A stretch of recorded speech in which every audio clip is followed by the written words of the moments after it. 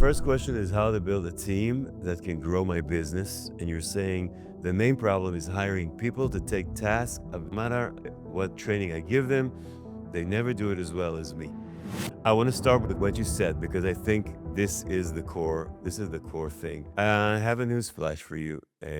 Most of the people you're going to hire are never going to do the job as well as you. It's something you need to just accept.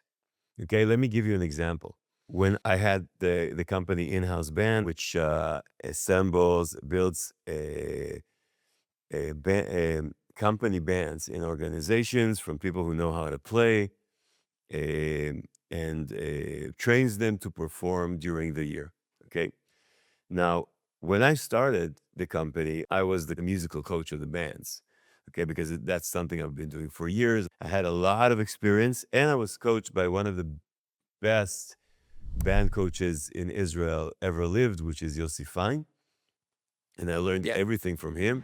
And I was really, really, really proficient in that. I started the company with coaching the bands myself, and I did a great job, and they were very, very happy. As I would say the demand grew and more companies wanted that service, I couldn't do it myself because, I can only do a few bands, and we have 24 hours in a day. There was no way I could find people to do it, better than me. So that was unsustainable. So the only option that I had, if I wanted to keep growing, is not to bring people that are better than me or can do it as well as me. It's to bring people to do it as well as the customer needs it to be.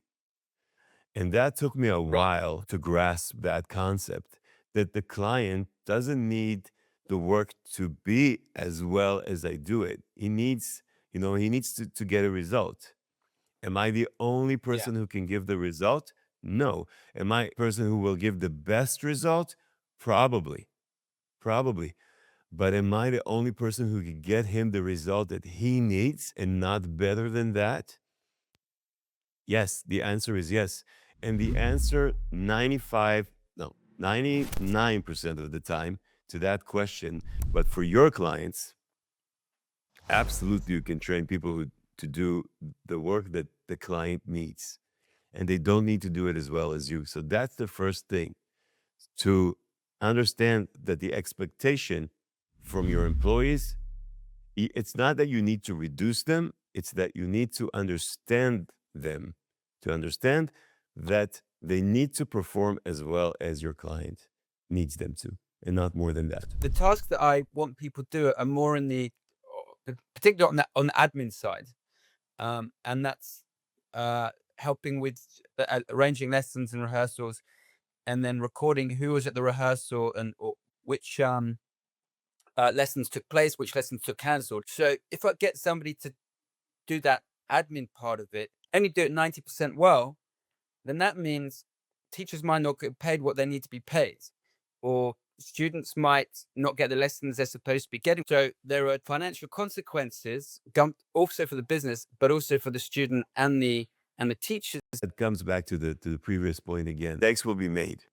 for sure. And you need to expect that things are not going to be perfect from day one. But if you really want to grow, you need know that gradually there will be less and less and less mistakes, and the person that you're hiring is going to slowly but surely understand what he needs to do because of the mistakes. Every mistake that will happen, every time that something will go wrong, that's an opportunity actually for him to learn that once and not do it again. But now the other layer to that is, how does your training process look like? When you onboard someone, do you have a process of onboarding him, training him, and letting him do what he needs to do? Do you have a process for that? What I started to do is actually sit with them. We would work together for the first 2 weeks so that he learns the process. I still found that I had to look over his work. And then what you do is I sent him messages about the mistakes. And so you're kind of creating a situation where everything is almost negative, because the Mhm. stuff that he's doing well and he's doing correctly, you don't tell him because you don't need to, so to speak, because he has made a mistake there. But then, so it all comes across as negative, and obviously you don't just want to be negative when you're working with a colleague. You want to get to the point Absolutely. where there are no mistakes, and you can say, "Fantastic job this week. You made no mistakes," or whatever, and then it's not even a conversation anymore. No, that's not the point you Eventually, want to get. So let me okay, explain to you. What you're referring to is an ideal, maybe even a little perfectionist scenario that you praise him for doing a good job when there's absolutely no mistakes. And until then, it's only going to be negative talk. But that's not the way it works. If it's important for you and you understand the value of giving praise and strengthening his confidence and his motivation, it's got to happen from day one, no matter what it does. Okay, so first you need to find things that he did succeed in doing, even if it's small stuff. Like just look for things to praise, even movement, like coming in on time. Again, doing things that maybe seem trivial to you, but for him, it's the first time. Praising him on those things and saying, "Hey, I'm really happy to see that you're doing that. I'm really happy to see that this is something you already can do. This is something you already control." And you look for those and you start with those, okay? And you right, get into the conversation as much as those as you can. Second thing is you need to try to talk about the mistakes also in a positive manner. Say, I just recently had one of my mentors coach one of the people in the community and actually hurt, it was a girl, and actually hurt her feelings. He didn't mean to, but he hurt her okay, feelings. She got mad, she was hurt, and she contacted me and she complained about the conversation, and he really didn't mean to. So the first thing I told him is that I'm happy with him for caring as much about fixing your problem. He shared what he said. It wasn't an act of, I could start with, "Hey, you said that it was wrong. You hurt her feelings." I tried to find what's right with that situation. And I could understand that he didn't mean to hurt her feelings. So he was trying to actually encourage her, but she got it yeah, wrong. He meant well. So I said to him, "I understand that you wouldn't have said it if you didn't care. So I praise you for that. Thank you right, for caring. But here's what she got out of it, how I think you could handle it better, and I mean, okay, here's what you got out of it. Here's what we can learn from it.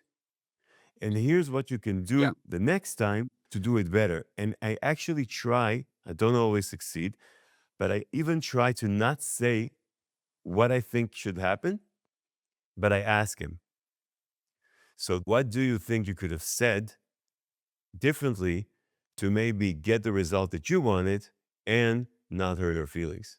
And I try to let the answer come from them, not from me.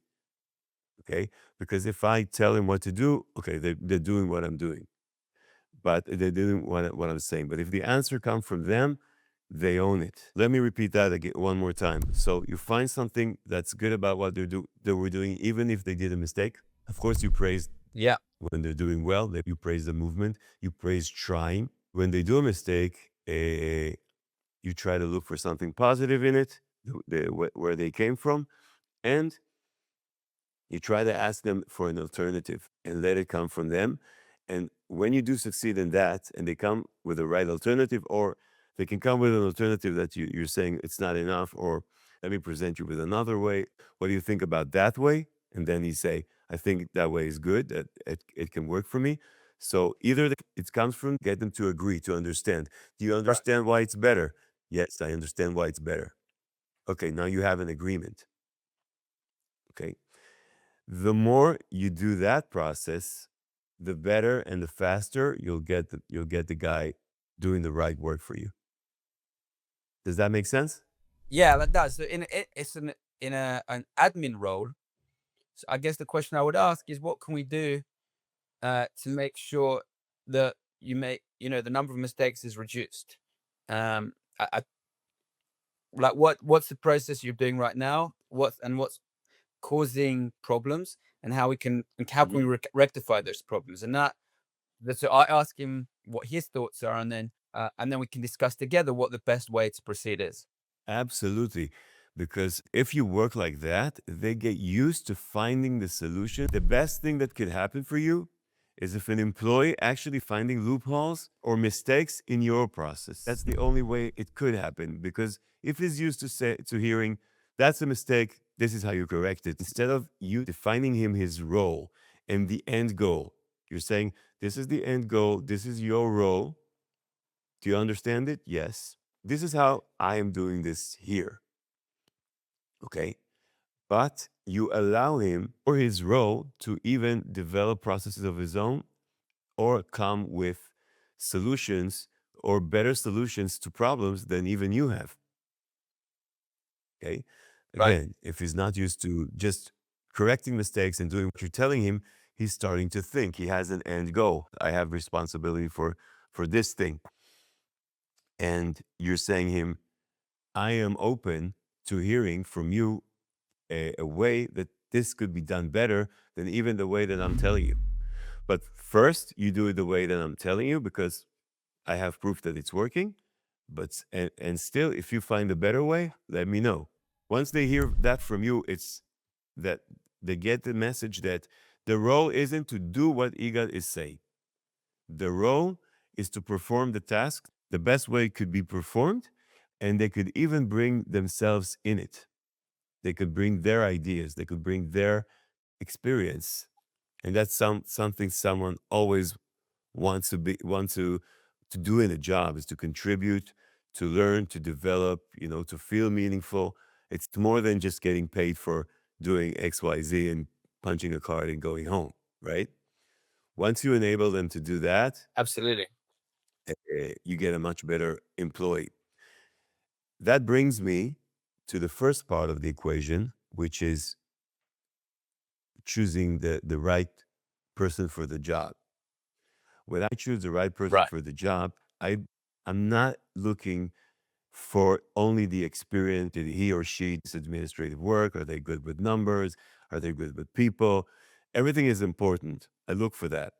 But I also look for someone I feel that I can work with this way, that will be open to hearing.